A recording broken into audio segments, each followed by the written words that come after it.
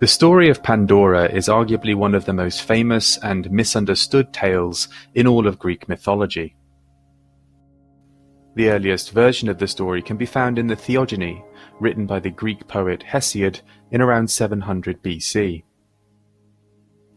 As the story goes, there were two brothers, Prometheus and Epimetheus, who were the descendants of the race of elder gods known as the Titans.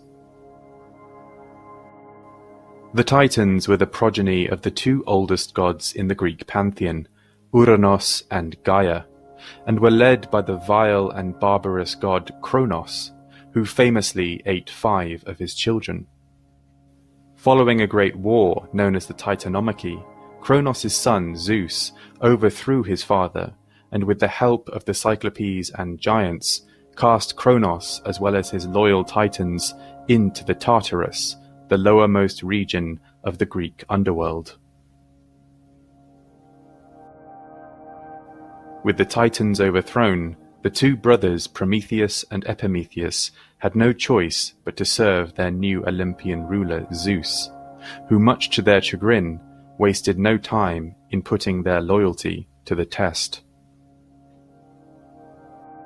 Zeus tasked the two brothers with nothing short of creating life itself, such that Zeus could be suitably served, entertained, and honored.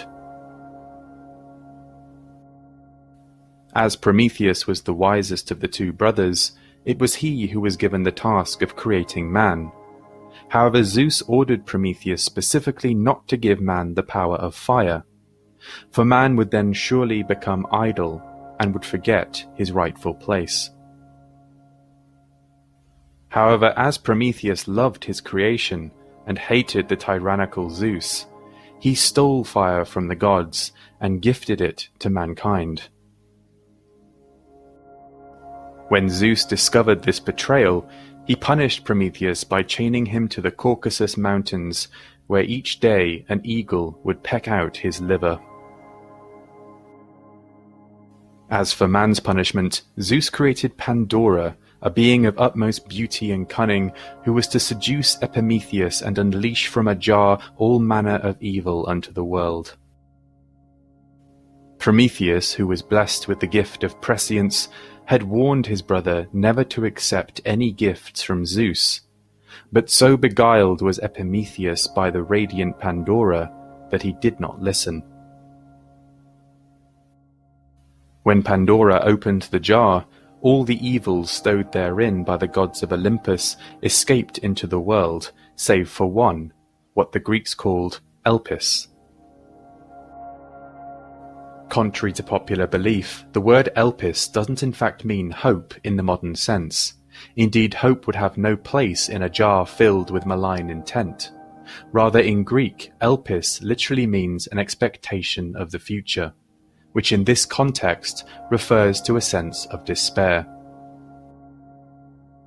That despair did not escape the jar was an ironic taunt by Zeus, for it meant that just like Prometheus, man would have to endure his torment eternally without yielding to despair and seeking the sweet reprieve of death. Many have pointed out the obvious parallels between the story of Pandora and the story of the fall of man, as recounted in the Bible, the Quran, and even ancient Sumerian texts.